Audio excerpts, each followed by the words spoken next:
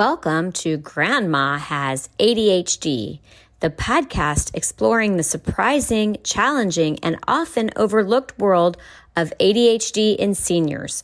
I'm your host, Jami Shapiro, the founder of Silver Linings Transitions and an ADHD specialist.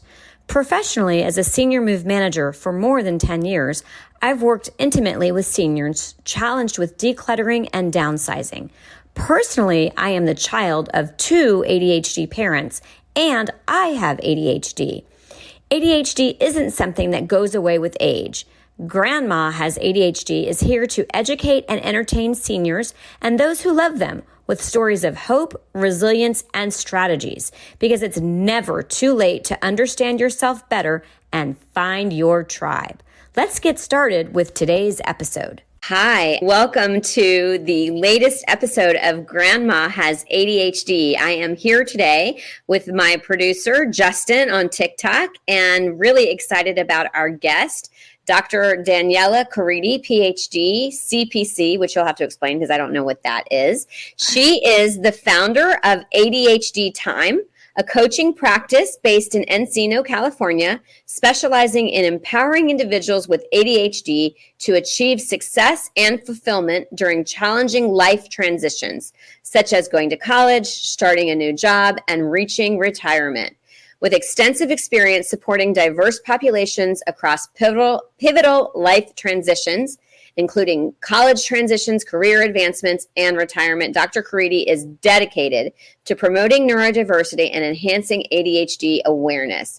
I'm going to just say that her academic success is quite inspiring, earning her PhD from Northwestern University with a focus on memory and ADHD. So that is just amazing, and I won't give all of the rest of the bio, but you're definitely going to have a chance, Dr. Karidi, which you've asked to be called Daniella, to go a little more into your background. But welcome to Grandma Has ADHD. Thank you. Thank you so much for having me, and I love the title. Oh, thank you. Well, that's one of the positive things that comes with ADHD is that creativity. And I know that in these days of talking about toxic positivity, there are definitely positive things. And I want our listeners who are coming to this show to remember that. So Dr. Daniella, sorry, as I shared with you, we have not even dropped this. We're going to be dropping the first 10 episodes. So we're going to be building a community of seniors and their families who are discovering that they have ADHD or are suspecting that they have ADHD. And you coach seniors as well as other people. So tell me a little bit about how you got here. Well, I have ADHD myself, and I did research about ADHD. I've been teaching about ADHD. I've been working in the world of ADHD for many years. And at some point, I realized that there's a group of individuals that are not being supported, that they're almost invisible in the way that they're not. I don't hear people talking about them. I mean, the first book about the topic just came out recently. So right. Really, it is a population that has not been receiving a lot of attention. And it's frustrating because they need a lot of support. And then I got into focusing on coaching adults with ADHD, and especially retirees, for a selfish reason. I wanted to find individuals that were home when my kids were at school. And I thought, whoa, who's at home? Retirees are at home. And that's kind of how I started being interested in the topic. Nice. So tell me a little bit more about your own diagnosis and how you came to discover that you had ADHD and how it showed up. Because I think people are fascinated in that too, and then wanted to share it with other people. So I was diagnosed first with a learning disability. I'm very dyslexic. And even though I can read a lot, and you can see like all the books in the background, I read every single one of them. I love reading. But what I do is I read with my ears. I use podcasts and audiobooks, and I struggle with reading print. I was diagnosed dyslexic in 5th grade. But every time my mom asked, well, she also has ADHD, they told her, no, girls don't have ADHD. Mm-hmm. So I was only diagnosed with ADHD in college, when I was seeking accommodations for my reading challenges, and the person that was evaluating me said, I think you also have ADHD. So that was the first time that I was officially diagnosed. Great. Okay. Well, you're lucky. You've known as long as you did. I wasn't diagnosed until my mid 40s. So I wonder how college and all of those things would have looked had I known. And as I shared, a lot of seniors are coming into ADHD themselves, just discovering it. So why would someone, a senior with ADHD, want to hire and work with a coach, Daniella? So I'm going to take you one step backwards for a second and ask, why are people that are older adults are suddenly getting diagnosed with ADHD? Oh, please. Yeah. And I think the one reason we're finding people coming is their grandchildren are getting evaluated, and they're sitting at the dinner table and someone says, but that's just like you. And you're like thinking, and you're like, right, yes, that is just like me. And that is one reason we're seeing people coming. The other reason we're seeing people coming is the understanding that understanding yourself can help you develop and can help you improve and can help you cope with challenges. So when you go to be evaluated, if it's for anxiety or depression or ADHD, you're seeking to keep on improving your life, and you're seeking to find solution to some problems you're coping with, and to also understand yourself. So by coming to be evaluated for any condition, it is to help and improve yourself. And sometimes we're finding a third group of people that are coming to be evaluated is because they want to prove everyone else in their life wrong. And I laugh every time, but that does happen. We have individuals coming, and I laugh with love and respect because it brought them in the door, and I'm happy that they're getting treatment and getting evaluated. But many times they do come because they want to prove everyone else wrong and that they don't have ADHD. Right. Well, that was me. I think I shared with you that my ex-husband used to tell me that I had ADHD. And I was like, no, I don't, because I remember Justin, my little brother, who could not sit still, the Ritalin boy that we all think of. And I'm like, well, I don't have that. And, in fact, in all of my research, I've learned that about 75% of middle-aged women walking around with ADHD, they don't even know they have it. And, my story is that I realized that I had it when my oldest child was diagnosed about 7 years ago, and, was focused on my child and myself and learning about it. And I never looked backwards to see that my mother had ADHD. And because my mom could sit and read for hours, and I thought, well, she sits still and she can focus on a book. That's not ADHD. So I was wrong. Her right? hyper-focus masked the symptoms of ADHD. Correct. Exactly. Well, you know this because, you're trained. So tell us, I love that you shared how people are coming to this diagnosis and why they're finally coming to diagnosis. And I really like that you specifically said that people want to improve their lives. As my work, I'm the owner of Silver Linings Transitions, a, senior move management and home organizing company. I have been paying a lot of attention to the senior space, and in our society, at least here in the US, we don't want to talk about old aging. We want to sweep it under the rug. We don't want to address it. We don't want to think that it's going to happen to us. And yet here you are talking about that people want to improve, they want to grow. I love the whole growth mindset. And I think that's probably true for a lot of people who have ADHD. Would you say that's the case? Yes. And I think that when we talk about the challenges of ADHD, we can also add the flip side. Many adults with ADHD at any age are more flexible in the way that sometimes they're so excited to have a suggestion, a solution, an idea, a proposal to kind of improve their life because of so many years of struggle. I think that if you think about aging, in our society, we see it as a negative, and that's sad. We should be seeing as aging as a positive. I celebrate every birthday because I'm thanking the fact that I made it another year. This is a good thing. I am proud to still be here, to still be able to share my knowledge, to still be able. I talked with some older adults, and they shared with me a story how their father used to say every time he'd meet someone, not only "I'm so glad to see you again," he'd say, "I'm so glad I still remember you." That's great. And I think that spirit, we're losing it. We're losing that spirit of being happy to celebrate another year, to be able to share our life with people. Right. So I actually named my company Silver Linings Transitions because almost 20 years ago, I was actually diagnosed with cancer after waiting 10 days for pathology. And my silver lining was discovering that I had a very treatable cancer and an opportunity to really do my life in a way that was going to matter at the end of the day. And so when you face cancer, I was 34 at the time, you want to grow old and celebrate birthdays. So I hear what you're saying. I love that. So I'm going to Okay, go back to the question you asked before about coaching. please. Thank you, squirrel. And I'm going to say that there are several reasons why coaching or truthfully, any therapy, but I'm a coach, so I can share about coaching, can help an individual at any age, but especially when we're talking about older adults and life transitioning into that stage of life. So when we talk about coaching, we talk about goal-directed change with a mindset of understanding ADHD. So the idea that you're going to coaching with someone that has ADHD knowledge, understands the biology, the neurology, the science behind it, and also can help you figure out strategies that work with the ADHD brain. When we talk about the challenges that older adults address, we can talk about that in a second, we understand that going through it alone is really hard. And that's true for every life transition. If we're talking about fighting a medical chronic condition, if we're talking about mental health, even going to college, it's really hard to do these things by yourself. Right. We're pack animals.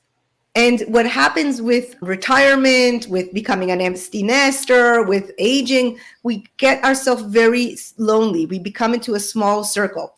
And having a coach helps you sometimes understand your circle and maybe open it, see things in a different light. So first you have a specialist that knows about ADHD. Then you go to someone that can help you figure out the challenges and the possibilities to overcome those challenges. You also can find accountability. Coaches provide a lot of accountability. And at the end, you find an opportunity to share and process information with someone. Absolutely. And I think you didn't add, but I think it's important too. When I talk with someone who has ADHD, I understand that they understand how my brain works. And to have that, to be able to sit in that seat, to me, makes a huge difference. So what would be an example of a realistic goal that you would set for a senior client who is, facing retirement, or maybe one that's even retired? So it's about one goal that I like to do is ask them to sit and imagine if they would have to write a book for this chapter of their life, what would be the title? And then after you create that title, what would be the chapter headings? And we use that exercise to try to figure out what is the right goal. I have a client that just did a title, My Trip Around the World. Because they really want to travel, but they have a lot of medical challenges. So we're finding other ways to travel around the world. So next month, she's going to eat in all the restaurants in her town that are from different places in the world.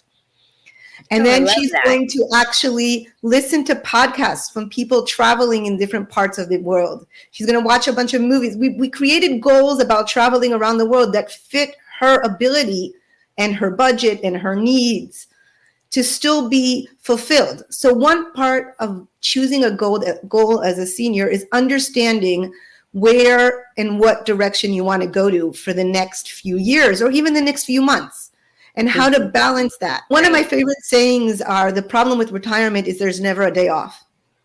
True. That's absolutely true. What would you say are the common challenges faced by individuals with ADHD who are transitioning into retirement? What would you call their challenges? So some of the challenges will sound so familiar, like young people with ADHD. So managing money, managing their time, not procrastinating, building new routines, the shrinking social circle and coping with that, managing expectations of family members and their surrounding. And then one of the big ones that come up is managing their healthcare and their medical care. That includes the financial component and the being on time to an appointment, bringing the paperwork, and of course, resizing or readjusting their living situation sometimes. Those are the types I know people. I was going to say, I know people who can help with that. Those are the type of challenges that I hear a lot. And then another one that I've been hearing recently is technology also. Figuring out some of these new technologies and how to keep in touch with their grandchildren over technology. So that's another one that comes up too. Right. Well, my mom was just visiting. We did a podcast with her. I call her the original grandma. And that was a frustration of mine dealing with my mother. And again, new eyes with my mother having ADHD and trying to step back and not lose my patience so much. But we are going to take a pause so that we can bring on some words from our sponsors. But when we come back, I want to hear a success story where coaching helps someone with ADHD smoothly transition into retirement. So we're going to take a pause and we are going to come right back with Dr. Daniella Karidi. If you are listening to this podcast, there's a good chance you or a loved one is feeling overwhelmed by the challenges of ADHD or disorganization. Since those of us with ADHD tend to struggle with where to begin big projects like moving or home organizing, the Silver Linings Transitions team can guide you through the process, breaking tasks down into manageable steps or handling every detail. There's a reason our team carries magic wands when we work with our clients. We can pack and move your entire home and you won't have to miss a day of work or touch a single box. We also provide home organizing and storage sortouts with an understanding of ADHD. If you have a home to sell, we can provide you free or discounted services when we refer you to one of our realtor partners through our realtor referral program. Visit our website at www.silverliningstransitions.com or call us at 760-522-1624 to learn more about how we can help you make your move or home organizational project magical.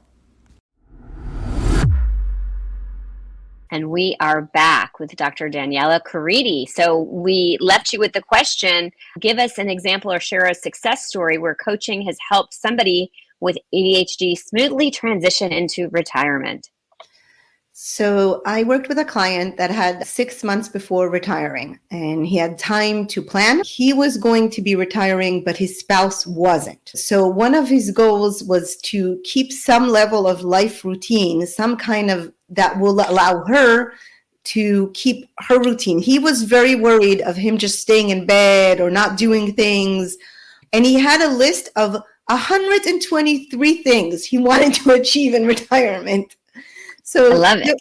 The first thing we did was we narrowed down and put categories and bunched things together and put things that are realistic versus unrealistic and kind of built a top 10 and almost his top 10 hit list of what are the top 10 things he wants to achieve in his first year of retirement. And then we tried to break it down into achievable, measurable stuff that he can really do. And we talked about possible obstacles. And one of the things, I'm just going to choose one of those top 10, was to go on a weekend with each of the grandchildren, just the grandchild. That was his goal. So we had to figure out logistics. What does he need to do? What does he need to know? We even made it like ideas like, okay, you need to know their medications. You need to know what they like. So he started interviewing his grandchildren to build a plan with them. And then one of the grandchildren joined one of our sessions because they wanted to learn how to plan with me their weekend. So at the end of the 6 months working together, he had 6 weekends scheduled with his grandchildren. The only grandchild that didn't get a weekend was 6 months old, and we decided she can wait a bit. Probably, yes. And that was the point where we parted ways, and we check in every few months now. But the idea was he has a top 10 and he's loving every minute of his first year in retirement. That's great. I know one of the challenges with ADHD is really trying to break down a task. And so going to somebody who can help you chunk it down was probably amazing. I think how great that would be to have somebody come in and help me chunk down my life. And I love that idea. What an amazing grandfather, huh? Yeah. Justin and I, that's a little private thing between us. We have a little bit of some of the emotional dysregulation that comes with ADHD can be parents that aren't necessarily the best parents or grandparents. So that can also be narcissism too. True. We're not going down that path, Justin. I know. I'm just interjecting. And your point, your report brings up one of the questions from doctors, nurses, adults with ADHD. How do we know if it's aging or ADHD decline? How can I tell if someone comes into my clinic or if someone comes to talk with me as a coach? How can I tell if they're just forgetting more because their ADHD got worse, because they're more distracted, because they're not paying attention, or this is cognitive decline that represents aging?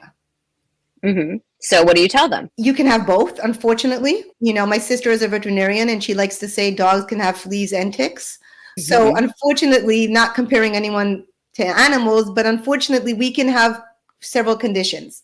So we can be aging and have ADHD. The first and most important question, is it consistent in their profile? Is someone always challenged with remembering things? Was someone always forgetful, but this is just an increase? Or is this a new kind of forgetfulness? Are we suddenly forgetting our own name or someone we love and we never forgot their name? So we kind of need to, when we talk about forgetfulness, there's not one type of forgetfulness. Like there's not one type of memory. So understanding that is one thing. And the other thing is asking history questions. Usually if there is a history of ADHD, the more than we can imagine, it's a decline and increase in severity of symptoms than it is the mild cognitive aging related conditions. Sure. I was told that we want to look at somebody, how they were acting in their 40s and maybe bring a family member. And I know for me, I have a hard time noticing patterns. I have 3 children and I won't remember which of them did, which is consistent for who I am. And I'm not at the point now where we're questioning cognitive decline. But if I was a senior just discovering it, then having one of my kids go with me, and and that's exactly what's happened with my own mother. I had a friend who thought he actually went to a doctor thinking that he had some early signs of dementia, and turns out it was ADHD, and he had a late life diagnosis or later in life diagnosis. So how would somebody who wants to work with a coach, how would that process work with you?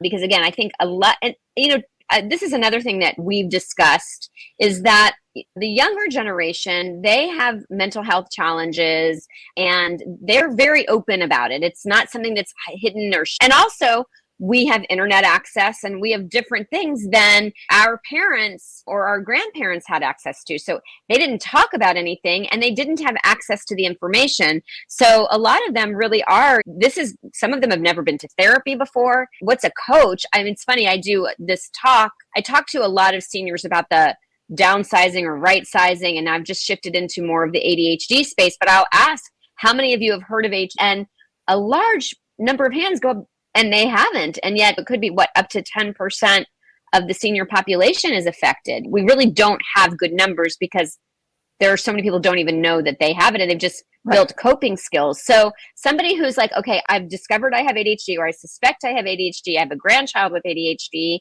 This looks pretty familiar. How do they find you and how do they work with you? So it's also an opportunity for you to share how people can reach you, but just to give them a scenario of how that would work. So I work in 2 formats, actually 3, so one is one-on-one coaching. So you can go to my website or you can go to I'm at ADHDtime.com, but you can go to a variety of people's websites. And first thing you could do is you schedule in a 30 minutes of meeting to get to know each other, to see if we're a good fit, to learn what coaching is, to understand how I work and what my working style, to make sure that you can do the technology that's involved with it. So the first session is a 30-minute introduction session. And then we can work one-on-one, which is one type of coaching. The other is I do group coaching because sometimes, especially adults with ADHD, older adults feel very lonely and the circle is so small. So the idea that you get to meet with a few others that have similar struggles or similar interests. And I keep the group very small because we don't have patience to listen to each other too much. So I keep the groups very small. So one group is, does my ADHD retire with me? It's a group of retirees with ADHD, different ages, but they all are retired. And then I'm having a new group starting this August for empty nesters, for moms or dads with ADHD that had children with ADHD or did not have children with ADHD, but suddenly have an empty nest and need new strategies for life, how to cope with that. So groups or one-on-one work. And how to choose a coach is a question that I hear a lot. And I think the most important thing is fit and certification. So you asked what my CPC is. That is that I'm a certified professional coach. I went through training, and there are different types of training. And the idea is that the person sitting in front of you does have some tools, some professional knowledge and understanding, and will treat you professionally and understand how to treat your information with secrecy, et cetera, et cetera. The idea is that there are a bunch of coaching associations, ICF. I'm going to say all the initials wrong because I'm dyslexic. But don't even worry about it. But the idea we'll put them in our show notes. Yeah, the idea is that there are a variety of coaching organizations that you can find professional coaches. You can look at CHAD, and you can look there for support groups and for coaches. You can look at ADA, which is the Association for Adults with ADHD. Lots of resources available. So Yes. When you're coaching seniors and retirees, what's the one thing that they wish they had known before retirement? What's that piece of advice that you can give our listeners? So I think the one thing that a lot of individuals wish they knew before retirement is, I wish I planned. That's what I hear all the time. I wish I talked with my family and planned what I want to do. I wish I planned my money. I wish I planned my time. I wish I planned my health, my exercise. I keep on hearing that, the word, like, I wasn't prepared. We have these like ideals and thoughts about like how to prepare for kindergarten, how to prepare for high school, how to prepare for college, even how to start a new job, when we get married, we have all these ceremonies and routines and things we kind of, even when we become moms, there's like books out there. Mm-hmm. We don't plan enough and prepare enough for retirement. Right. You know, it's interesting because I've learned in all of my training that for ADHD individuals, there are 2 times: now and not now. Now and never. Right, exactly. And we do lack that future orientation oftentimes. And one of the things that I've really started to think about is, so I actually am signed up to become a coach with, I think it's ADCA, but I am a level 2 specialist with the ICD, the Institute for Challenging Disorganization. And oh my gosh, I just had an ADD moment right here when I was talking with you. And now we may have to pause if I can't get it back. But that is an example of ADHD in action. Like, you can have a thought and then it just goes away. And then it'll be 10 minutes later. I'm like, oh, why couldn't you were talking about planning. You were talking about planning and yes, the never okay, and now. Yes. Right. So the future, thank you very much. Future Jami. So what I now do is I look at my day, the day before, as I'm getting ready for bed, and I think of what will the future Jami appreciate me doing for her. And I think that that's something that we have really, at people with ADHD, have not really focused on, is, you know, thinking about what comes next, to your point about retirement. So here's another example of something that I do. A lot of times I'll click yes on an invitation, and then right before I'm about to hop on the call or whatever, I'll scramble to find the information that I need. Now, for future Jami, I save all of the information when I make the appointment. So it's just really thinking about future Jami. And I think that goes back to your saving for retirement. And for some of the people listening, it might be that they are in a situation where they're not really set up financially. And one of the guests on our podcast spoke about going back and getting a second job and how we can find second jobs later in life. But that's great advice. And hopefully we're going to get the seniors who are listening, but we're also going to get their ADHD middle-aged children. And hopefully this makes a difference for them. So this sandwich generation that has to care for their adults with ADHD and their children with ADHD also are important when we're thinking about the audience. But my biggest, if I could get one thing out across, is it's never too late to be diagnosed. It's never too late to have coaching or therapy. It is never too late to go on medication. And if your doctor says otherwise, unless there's only very rare conditions where you can't. So it is really never too late to get help and change and I just worked with someone that is 79 and is trying to find ways to accept their past. And I think there is no limitation to understanding yourself. I love that. And that ties in so perfectly with the way that I like to end each episode, which is making the rest of your life the best of your life, because we don't get do-overs. We just get to move forward with the information we have. So thank you so much. We're going to be bringing you back for another episode. So if you liked listening to Dr. Daniella Karidi, then you are going to want to listen to the episode on how we prepare for death. I don't know how to put a nice spin on that. End of life. I like to say how we prepare in the life that will come. Yeah. Sure. Okay. Well, thank you so much. It's been wonderful to have you on. Thank you for having me. Grandma has ADHD. The opinions expressed on Grandma Has ADHD podcast are those of our guests and hosts and are intended for informational and entertainment purposes only. This podcast does not provide medical advice, diagnosis, or treatment. The content discussed in this episode is not a substitute for professional medical advice, diagnosis, or treatment. Always seek the advice of your physician, mental health professional, or other qualified health provider with any questions you may have regarding a medical condition or mental health concern. Never disregard professional medical advice or delay in seeking it because of something you have heard on this podcast. If you think you may have a medical emergency, call your doctor or emergency services immediately. The hosts, guests, and producers of Grandma Has ADHD do not assume any liability for the content of this podcast. Listen at your own discretion.